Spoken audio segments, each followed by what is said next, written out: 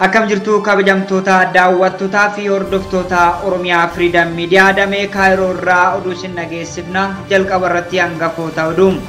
Godina Arsii aanaa Collee manneen qonnaan bultootaa maqaa Shanee jedhuun qabeenyaa fi manneen homtuu osoo hin hafin uummata jalaa gubachuu isaanii dabbalii gunguma uummataa kan ta'e Oromiyaa Freedom Mediaan duuka bu'ee hordofee jira.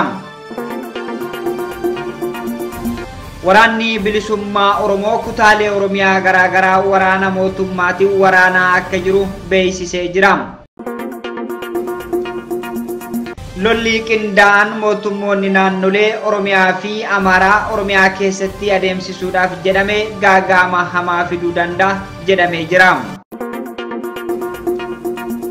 Itoophiyaa fi Sudaan jidduutti muddamni uumamuun dhaga'ame. Prezidaantii United States John Biden, Prezidaantii Senegaal fi durataa gamtaa Afrikaa yeroo ammaa Macky Sall wajjin wal arganii mari'achuu isaanii ibsi masaraa White House irraa bahee beeksisee jira. Oduu isin dhageessisuun kan isin wajjin turan Jibriil Mohammadi amma oduu bal'inaan. Oduu keenya jalqabaan godina Arsii aanaa Collee manneen qonnaan bultootaa maqaa Shanee jedhuun qabeenyaa fi manneen homtuu osoo hin hafin uummata jalaa gubachuu isaanii dambalii gunguma uummataa kan ta'e Oromiyaa Freedom Mediaan duuka bu'ee hordofee jira. Manneen qonnaan bultootaa kanas kan gubee barbadeesse qaamota mootummaa ta'uu mirkaneeffannee jirra. Guutuu gabaasa kanaa Rabbirraa galchuu waan odeeffate qaba. Godina Arsii aanaa Colleetti manneen qonnaan bultootaa maqaa Shanee jedhuun qabeenyaa fi manneen isaanii homtuu odoo hin hafin gubachuu isaanii dambalii gunguma uummataa kan ta'e Oromiyaa Freedom Mediaan duuka bu'ee odeeffannoo sassaabateetii jira. Godina Arsii aanaa Colleetti manneen qonnaan bultootaa kan gubee barbadeesse qaamota mootummaa ta'us mirkaneeffanneetii jirra. Akka maddi keenyaa achirraa jedhutti yeroo manneen qonnaan bultootaa gubatutti qaamonni poolisii suuraa irratti argaman kunniin manneen gubatan erga dhumanii booda baalli fi citaan akkasumas dallaan takkas lafa buutee akka hin hafne irra deddeebiin gubaa fi gubsiisaa akkasumas dhiichisaa sirbaa gammachuu dhageessisaa warreen turan keessa kan jiranii fi adda durummaan kan raawwatan ta'uu maddi keenyaa achirraa dubbata. Wanti baay'ee nama qaanessu ammoo jedha maddi keenyaa kun gaagura kinniisaa diiguun damma keessaa nyaatanii erga fixanii booda ibidda itti qabsiisuun barbadeessanii jiraachuu himuun gocha kashlabbummaa akkasii qaamonni raawwatan kunniin seeraaf dhiyaachuun adabamuu qabu jechuun jiraattonni achirraa dubbisne himatu. Waraanni mootummaa woboo gaara guuguu yookaan bosona Sheeqaa Maasiree guuguu keessa jiru rukuchiisna jechuun qaamni nageenyaa fi kaabinee mootummaa waamuun bobbaasuu isaanii ni yaadatama. Haa ta'u malee osoo deemanii wobosiin waraaniin gara magaalaa deebi'uun uummata nagaa shororkeessaa turaniitii jiru. Uummata Oromoo nagaan hojjetatee bahee galu maqaa Shaneedhaan hidhatti guuraa kan jiran yoo ta'u barsiisota hojjettoota mootummaa quuqama sabaaf qaban qotee bulaa fi qeerrawwan nagaa lakkoofsaan hedduu ta'an hidhatti guuranii jiru ammas guuraatii jiru jedhu. Godina Arsii aanaa Collee kana keessatti naannoo gaara gugguu yookiin Sheeqaa Maaseraa keessatti abbootii qonnaan bultoota mana irratti ibiddaan guban keessaa muraasa maqaa isaanii nu dhaqqabe keessaa Amaan Shabaa mana 4, Jundii Waariyoo mana 2, Waaziroo Qaasiim mana 2, Tamaama Waariyoo meeshaa guutuu wajjin, Tunaa Dulloo mana 2, Muhammad Jundii meeshaa guutuu wajjin, Shanyoo Qaadii Qorichoo Dulloo, Girmaa Darbee Jamaal Shee Abdul Fattaa, Huseen Dulloo Ahmad Galatu, Qadii Dulloo Korboo Qaasiim, Amaan Korboo Obsee Addishuu, Diinii Korboo Umar Korboo, Abdallaa Amaan mana haadha manaa 2, Addishuu Daadhii Manjaaroo Qaasiim, Kilaash Qaasiim Hasanoo Qaasiimii fi Shanomaamee mana isaanii jireenyaa tokko tokko gubanii jalaa barbadeessaniitii jiru. Kaabineen Collee fi qaamni nageenyaa poolisii fi milishaan gocha gadhee kana keessatti hirmaatan uummata nagaa dararaa jiraatan kun boru'een waliin jiraachuu akka barbaadan beekaati namoota hitanii himachaa jirtan gadi dhiisaa jechuunis ni dubbatu. Dabalataanis bulchiinsi aanichaa waraana uummata nagaatti yaamee gocha kana hojjechiise kun ammas magaalaa keessa deemuun abbootii qabeenyaa nafxanyoota achi jiran gara godinaa deemaati manneen uummataa kana kan gube Shaneedha keenyas nu jalaa gubuu danda'a jedhaati himadhaa jechuun kakaasaa jiraachuu odeeffannoon nu gaheen ni dubbata. Uummatoo fi bulchaan aanichaa saamsisaa manneen irratti gubuun hidhaan hiriirsuun gadhummaa fi kufaatiidha jechuun dubbatan. Kanaaf Kanaaf ammas Yoosef Tolaa fi jaalleewwan isaa poolisoota kanneen waliin seeratti dhiyaachuu fi adabamuu akka qabanis dubbataniiti jiru. Namoota manni jalaa gubatee seeratti himachuudhaaf deemanis mana hidhaatti guuruu isaanii fi odeeffannoowwan dabalataaf jiraataa godina Arsii Aanaa Collee bilbilaan dubbifneeti jirra. Amma namoota gaafsanii yate maraa hidhanii hidhaa jiranii. Kanaaf amma waan kanaayyuu amma deemnee godinatti iyyatu enna bulchiinsa godinaatitti iyyannee asitti ganu deebisee bakka waajjira komiitiitti himadhaa jedhee garuu asitti waajjirri komiitee gandi Aanaa Collee muluun walxaxee jira. Bakka homaa furmaanni nuu kenname hin jiru. Namoota achi dhaqee deebi'anii hidhanii. Kanaaf rakkoo akkana qabna. Akka itti ta'uu danda'e shaneeti jira. Shanee qallabdanii jedhanii suma bakka dhaqanii achi ilaalanii immoo yoo jarri yoo dhaqanii hin jirtu. Kama jarri hin jirre guyyaa sadiitti deebanii isin bakka jara jirti. Waan isin itti boosan waan isin itti bakkeen isin itti nyaattee dijjimaa isin qamaate maal agarreeniiti. Namoonni jirullee aduu meeshaa keessaan baafatin manni isaa muluun gubate. Maal taatee kana kadhallee bulchiinsuma aanati.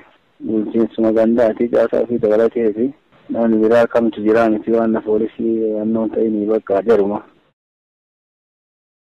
Waraanni bilisummaa Oromoo kutaalee Oromiyaa garaagaraatti waraana mootummaa waraanaa akka jiru beeksise. Zoonii Kibbaa fi Jiddu Galeessaa bakkeewwan waraanni bal'inaan itti adeemsifamaa jirudha. Guutuu gabaasa kanaa Zuuzuu Imaam akka itti aanutti isiniif dhiyeessiti. Waraanni bilisummaa Oromoo lolaa adeemsisaa jiru kanaan injifannoo gonfachuu yoo ibsu gama mootummaatiin wanti jedhame hin jiru. Waraanni bilisummaa Oromoo zoonii Kibbaa godina Gujii Lixaa keessa socho'uun Cibiraawwan Madda Albuudotaa fi Gooroo Dugdaa qindoominaan waraana mootummaa waliin wal waraanuu beeksise. Dubbiin himannaa Woboo Odaa Tarbii Aanaa Malkaa Soddaa ganda Dawaa Diimtuu iddoo ganda Moozooraa Sookkee jedhamutti lolaa tureen Wobootu irraa aane jedhani. Lolli kun tibbanuma kana waxabajjii 26 bara 2022 kana deemsifame yommuu ta'u bulchaan ganda Qoree Diimtuu dabalatee loltoonni 11 ajjeefamuu fi 8 madaa'uu himanii jiru. Waraanni mootummaa sakatta'iinsa Aanaa Malkaa Soddaa ganda Daatii fi Jiddu Galeessaatti taasiseen suuqiin namoottan 6 fi motorsaayikiliin 10 gubuu Odaan Tarbii ibsanii jiru. Woboon Cibiraan 30 Booroo immoo godina Gujii Bahaa Aanaa Gumii Eddoolloo ganda Bulbulii fi Malkaa Gubbaa jidduu bakka ganda Gaara Culul jedhamutti lolaa adeemsiseen loltoonni mootummaa 27 ajjeesuun 34 madeessuun himanii jiru. Lola bakka addaa Amboo Kuuroo jedhamutti adeemsifameen loltoonni mootummaa ajjeefamuu fi hedduun madaa'uun ibsamee jira. Lola kanaan meeshaalee waraanaa gosa garaagaraa qawwee, turkiyyee, akaamaa rasaasaa fi boombiiwwan garaagaraa Woboon booji'uu Odaan Tarbii ibsanii jiru. Giddu Galeessa Oromiyaa godina Shawaa Bahaa Aanaa Booraa ganda Buttee Dhaabaa jedhamutti immoo lola adeemsifameen Woboon irraa aanuu ibsee yommuu ta'u lola bakkeewwan garaagaraatti adeemsifame kanaan meeshaalee waraanaa gosa garaagaraa booji'uun dubbiin himannaan idil-addunyaa waraana bilisummaa Oromoo Odaan Tarbii ibsanii jiru. Zoonii Jiddu Galaatti Cibiraan dhaloota Taaddasaa Birruu immoo godina Shawaa Kaabaa Aanaa Darraatti humna qindaa'aa naannoo Amaaraa Oromiyaa fi kan federaalaa waliin waraana geggeessee injifachuu hooggantoonni waraanaa naannichaatu beeksise. Lola ganda Raachoo jedhamutti adeemsifameen loltoonni mootummaa hedduun ajjeefamuu fi madaa'uu eerani. Lola kana irratti qawwee akaamaa 50 iskaayiparii tokkoo fi hidhannoowwan garaagaraa Woboon booji'uu hooggantoonni waraanaa naannichaa ibsaniiru. Waraanni bakkeewwan garaagaraatti adeemsifame kana ilaalchisee gama mootummaatiin hanga yoonaatti wanti jedhame hin jiru. Lolli qindaa'an mootummoonni naannolee mootummaa naannoo Oromiyaa fi Amaaraa Oromiyaa keessatti adeemsisuudhaaf jedhame gaagama hamaa fiduu danda'a jedhamee jira. Mootummaan Itoophiyaa lola Tigraay waliin waggaa tokkooliif gaggeessaa ture mariin furachuudhaaf murtee dabarfachuun beeksisee jira. Guutuu gabaasa kana akka itti aanutti isiniif dhiyeessa. Mootummaan Itoophiyaa lola Tigraay waliin adeemsifamaa ture mariin furuudhaaf murtee dabarsu faallaa kana immoo mootummoonni naannolee Oromiyaa fi Amaaraa waltaanii Oromiyaa keessatti lola adeemsisuudhaaf walii galanii jiru. Lolli qindaan mootummoonni naannolee lameenii Oromiyaa keessatti adeemsisuudhaaf jedhamee gaagama hamaa fiduu danda'a jedhamee jira. Waraanni guddaan kaaba biyyattiitti waggaa tokkoo fi ji'a 7 oliif adeemsifamaa ture lubbuu namoota hedduu gaaga'ee jira. Akkasumas qabeenya guddaas mancaaseera. Dhumaatii lammiilee nagaa fi kufaatii dinagdee biyyattiitiifis sababa olaanaa ta'ee jira. Naannoo Tigraay fi Amaaraa keessatti sababa waraana kanaatiin lammiileen miiliyoonaan lakkaa'aman buqqaafamanii jiru. Gariin ammoo gara biyyoota ollaatti godaananii jiru. Qabeenyi biyyattii kaabaatti argamu hedduun isaas barbadeeffamuun cinaatti hariiroo dippiloomaasii biyyoota addunyaa fi Itoophiyaa jidduu ture sababa waraanichaatiin laaffatee jira. Kun hundi ta'ee injifataa fi injifatamaa hin argine. Lolichi itti fufuudhaan waggaa 2 ta'uudhaaf kan adeemudha. Warri siyaasa xiinxaluu ka'umsi waraana kanaa rakkoo siyaasaati. Kun immoo mariin malee waraanaan furamuu hin argatu jechuun jalqabumarraa dubbataa turani. Mootummaan Itoophiyaa TDF fi mootummaa Tigraay hoogganuu waliin tasaa hin mari'adhu. Garee kana waliin akkamiin mari'adhu naan jettu jedhaa ture. Amma mariitu furmaata jedhaa jira. Keessattuu humnoonni mootummaa Itoophiyaa humnoota Tigraay dhiibamanii naannicharraa erga baanii booda mootummaan Itoophiyaa dhimma Tigraay waliin wal qabatee waraanni akka isaa hin baafne waan hubateen fakkaatu. Mootummaan Itoophiyaa lola Tigraay waliin waggaa tokko oliif gaggeessaa ture mariin furachuudhaaf murtee dabarsuu beeksisee jira. Guyyaa dheengaddaa ministeerri haqaa Dr. Gaadiyoos Ximootiyoos koree jiddu galeessa paartii PP bakka bu'uudhaan ibsaa miidiyaaleef kennaniin Tigraay waliin wallabdee isaanii karaa nagaan furuudhaaf mariin jalqabuu fi dhimmicha araaraan xumuruuf murtaa'uu himanii jiru. Mootummaan Tigraay gama isaatiin ibsa guyyoota duraa baaseen jaarsummaan Keeniyaatti adeemsifamu karaa bakka bu'oota isaaniitiin hirmaachuudhaaf qophaa'aa ta'uu ibsee jira. Pirezidaantiin Tigraay Dr. Gabratsiyoon Gabra Mikaa'el xalayaa torban dura dhaabbilee idil addunyaaf barreessaniin yaalii mootummaan Keeniyaa waldhabdee Tigraay fi PP furuudhaaf godhaa jiru dinqisiifatanii mariin adeemsisuudhaaf bakka bu'oota isaanii Keeniyaatti ergaa jiraachuu himanii jiru. Mootummaan federaalaa Itoophiyaa ibsa tibbana baasee mariin kan adeemsifamu TDF waliin ta'uu himuun woboo waliin akkamiin akka itti fufu addatti waan ibsee hin qabu. Ajajaan waliigala waraana bilisummaa Oromoo Jaalmarroo Dirribaa gama isaatiin turtii BBC Afaan Oromoo waliin taasiseen hanga ammaatti dhimma marii ilaalchisee wanti quba qaban akka hin jirre himee jira. Haa ta'u malee bakka qaamni sadaffaa fi idila addunyaa jirutti mari'achuudhaaf qophaa'aa ta'uu himee jira. Mootummaan Itoophiyaa rakkoo Tigraay waliin qabu mariin hiikuudhaaf murteessee Oromiyaa ammoo dirree waraanaa godhaa jira.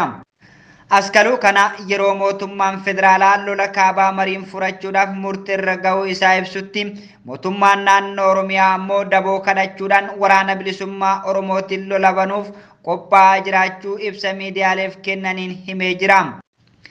Pirezidaantiin naannoo Oromiyaa obbo Shimallis Abdiisaa fi pirezidaantiin naannoo Amaaraa Dr. Yiliqaal Kaffalaa miidiyaaf ibsa kennaniin waltaanee waraana bilisummaa Oromootti duulla jedhani. Mootummaan woboo baatii tokko keessatti balleessina jedhee waraana Oromiyaa irratti erga labsee baatii 4 deema. Mootummaan waggaa 3-4 darbanis woboo balleessuudhaaf irra deddeebiidhaan dhaadataa ture. Waraanni bilisummaa Oromoo sadarkaa mootummaaf yaaddoo hin taane irra ga'ee jira kan jedhu mootummaan Itoophiyaa ammas dhimmi irratti mootummaan mari'atu kan jigii itti waamataa jiru waraanuma bilisummaa Oromoo ta'uu ibsee jira. Waraanni bilisummaa Qimaantii humna dabalataa leenjifachaa jiraachuusaa beeksisee jira. Waraanni bilisummaa Qimaantii kabajaa mirga uummataa Qimaantiif qabsoo hidhannoo taasisuu cimsee itti fufuu himee jira. Guutuu gabaasa kanaa Giiftii Sharaf waan odeeffatte qabdi. Bilisummaa Qimaantii kun humna haaraa leenjisuun dirqama qabsoo itti aanuuf qopheessuu isaa Jaanoo Qimaantii miidiyaaf ibsee jira. Uummanni Qimaantii uummata afaan, aadaa fi duudhaa mataa isaa qabaatee qe'ee abboota isaa irraa dhaalee irraa barootaaf jiraataa jiru ta'us mirga eenyummaa isaa dagaagfachuu fi ofiin of bulchuu mulqamee naannoo Amaaraa jalatti ukkaanfamee akka bulu ta'eera jedhe. Cunqursaa bulchiinsa naannoo Amaaraa jalatti isa mudate qolachuun mirgi ofiin of bulchuu ummatichaa akka kabajamuuf dhalattoonni ummata qimaantii waggootaaf qabsoo jabaa gaggeessaa turaniiru. Yeroo ammas qabsoon dhalattoota ummata qimaantiin gaggeeffamu kun jabaatee itti fufuun gara qabsoo hidhannootti cehee jiraachuun dhagahamee jira. Mirga eenyummaa ofii guddifachuu fi ofiin of bulchuu ummaticha kabachiisuun roorroo ummata qimaantii mudatetti xumura gochuuf kan hundaa'e waraanni bilisummaa qimaantii qabsoo hidhannoo gaggeessaa jiraachuu kan beeksisee wayita ta'u humna haaraa leenjisuun qabsoo firiirsaa jira. Itoophiyaa keessatti bulchiinsi mootummaa Abiy erga gara aangootti dhufee as qabsoo karaa nagaatti ulaan cufamee jira. Qabsoo karaa nagaatti ulaan cufamuun ammoo ejjennoo ummanni barbaachisummaa qabsoo hidhannoo irratti qabu kan jabeesse yoo ta'u, gareeleen qabsoo hidhannootti seenanis hedduminaan babal'ataa dhufaniiru. Itoophiyaa fi Suudaan jidduutti muddamni uumamuun dhagahame. Suudaan ambaasaaddara Itoophiyaa Kaartum jiruu fi kan isii kan Finfinnee jiru gaafiif waamuu beeksifte. Guutuu gabaasa kana Abdusalaam Sultii waan odeeffate qaba. Suudaan ambaasaadarota ishee kanneen kaawwamte himannaan loltoonni Itoophiyaa humna waraana Itoophiyaatiin na jala ajjeefame jettu hordofeetiin waldhibdeen lafaa qonnaa Alfashaagaa dabalatee sababoota adda addaatiin walitti gaarrifannaan biyyoota lamaanii hammaatee jira jedhameeti jira. Itoophiyaa fi Suudaan jidduutti waldhibdeen daangaa ilaalchisee walitti gaarrifannaan uumamaa jiraachuus gabaasaalee miidiyaalee idil addunyaa ni mul'isu.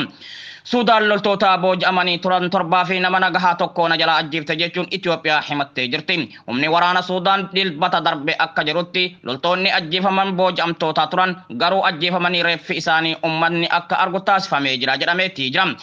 Humni waraanaa Suudaan ajjechaa loltoota isaa kanaaf deebii malu akka jiraatus dubbatus tarkaanfii akkamii akka fudhatuuf jiru garuu hin ibsine. Garuu gocha kanaaf deebii ni kenna jechuun dhaadateeti jira. Suudaan dhimma kanaa walitti qabatee ambaasaadarota Itoophiyaa Kaartum jiranii fi kan isaanii kan Finfinnee jiraniif gaafii waamu baay'iftee jirti jedhameeti jira. Ministeerri dhimma alaa Itoophiyaa humni idilee Suudaan TDF'n deeggaramu daangaa cabsanii erga seenanii booda ajjechaan kun raawwatamu isaa himeeti jira. Taateen kun walitti bu'iinsa loltoota Suudaanii fi milishoota naannawaa saniitiin akka ta'e himuun qorannoo isaa akka geggeeffamu ibsa ministeera dhimma alaa Itoophiyaa baaseeti jira. Waldhibdee lafaa qonnaa Alfashaagaa daangaa biyyoota lamaanii irratti argamu irraa ergaan waraanni kaaba Itoophiyaa dhalatee hammaatee jira jedhameeti jira. Alfashaagaan lafa qonnaa fi mijataa naannawaa daangaa biyyoota lamaanitti argamtu. Lafti kun lafa oomishaaf mijataa iskuweer kiiloomeetirii 250 kan bal'attu yoo taatu hektaara 240 ta'uu ishee jedhameeti jira. Torbee darbe daangaan biyyoota lamaanii gama lixaa Gondar magaalaa Matammaatti walitti bu'iinsi akka ture gabaasaaleen bahaa turan addeessaniiti jiru. Ganda magaalaa Matammaa jalatti jirtu Shimati Magaadaqaa jedhamtu keessatti haleellaan humnootni Suudaan raawwataniin hojiin qonnaan bultoota naannichaa gufachiisuun gabaafameeti jira. Waggaa tokko keessatti abbootiin qabeenyaa 246 ta'an sababa walitti bu'iinsa kanaatiin hojii qonnaa dhaabanii jiru jedhameeti jira.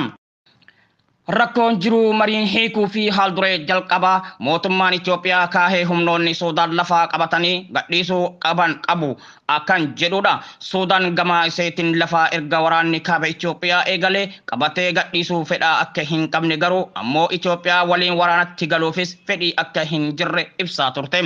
Suudaan Alfashaagaa irraa lafaa taakuu tokko akka hin kennines hoggansi waraana biyyattii Haydar Al-Tariq jedhaman dubbataniiti jiru. Sochiin waraanaa haaraa leenjisuu adeemsifamaa akka ture miidiyaaleen biyyattii gabaasanii turan. Itoophiyaa fi Suudaan jidduutti dubbiin lafaa fi Alfashaagaa malee dhimma hidha haaromsaa ilaalchisee walitti gaarrifannaan hammaataa jiraachuus dubbatamaati jira.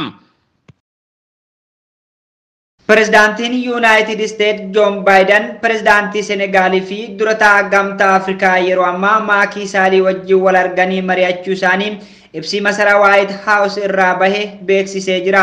Addeessaa gama biraatiin Yuunaayitid Isteet keessatti aangaa'onni kutaa biyya Teksas godaantota 46 konkolaataa fe'umsaa guddaa keessatti du'anii argamuu isaanii fi namoonni 16 lubbuun argamuu isaanii beeksisanii jiru.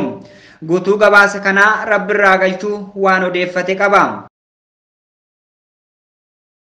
Pirezidaantiin Yuunaayitid Isteetsi Joo Baayiden pirezidaantii Seenegaalii fi durataa gamtaa Afrikaa yeroo ammaa Maayik Saalii wajjin wal arganii mari'achuu isaanii ibsi masaraa White House irraa bahe beeksiseetii jira. Hooggantoonni lamaan kan wal arganii dubbatan walgahii biyyoota dureeyyii torbaa yookiin isa G7 jedhamuun beekaman irratti akka ta'e kan ibsee ibsichi White House kun waa'ee wal waraansa Raashiyaa fi Yukureenii jidduutti taasifamaa jiru Afrikaa irratti hanqina midhaan nyaataa uumuu isaa fi dhimma warshaa talaallii COVID-19 oomishuu Seenegaal keessatti ijaaramuu irratti kan mari'atamedha. Akkaataa nageenya midhaan nyaataa Afrikaa deeggaruu danda'amu irratti ibsi walgahii biyyoota dureeyyii baasan ijoo marii akka ta'e ture kan beeksise White House Seenegaal warshaa talaallii haaraa ta'e keessatti talaallii COVID fi dhibeeyyii biroo doozii miiliyoonatti lakkaa'amu waggaatti akkaataa oomishuu danda'amu irratti dubbachuu isaanii ibsaniitii jiru. Odeessa gama biraatiin Yuunaayitid keessatti aangoonni kutaa biyya Taaksas godaantonni 46 konkolaataa fe'iinsa guddaa keessatti du'anii argamuu isaanii fi namoota 16 lubbuun argamuu isaanii beeksisaniitii jiru. Magaalaa Saan Antooniyootti bakka argamutti hojjetaan magaalaa boo'icha namaa dhagahee eeruu aangootaan ga'een hordofuudhaan poolisoonni qaqqabanii ijoolleewwan dabalatee namoota 16 lubbuudhaan arguu danda'aniitii jiru. Akka aangoonni magaalaa Saan Antooniyoo jedhanitti godaantonni karaa seeraan alatti fe'amanii Yuunaayitid Isteetsi seenaa turan kan miidhaman balaa ho'aa fi bishaan dhugaatii dhabiinsa irraa akka ta'e dubbatu. Poolisiin naannichaa akka jedhetti dhimmichaan wal qabatee namoota 3 to'annoo jala oolanii dhimmicha keessa harka qabaachuu fi dhiisuu isaanii mootummaa federaalaatiin qoratamaa jiraachuus ibsaniitii jiru. Namoonni karaa biyya Mooskootiin dhokatanii Yuunaayitid Isteetsi seenuu yaalan yeroo adda addaa balaan akkanaa kan irra ga'u yommuu ta'u bara 2017 godaantota 10 achuma Taaksas keessatti naannoo magaalaa San Antooniyootti konkolaataa fe'iinsa keessatti du'anii argamanii fi bara 2003 ammoo godaantonni 19 konkolaataa ho'aa keessatti argamuu isaanii gabaafamee tureetii jira. Egaa kabajamtoota daawwattootaa fi hordoftoota Oromiyaa Freedom Media oduun har'aaf qopheeffanne kanneen hanga ammaa turanii oduu isin dhageessuun kan isin wajjin ture Jibriil Mohammadi ogummaa kaameraa fi teeknikaatiin Rabbi irraa galchuu na waliin ture qophiilee OFM kanneen hafan waliin turtii gaarii.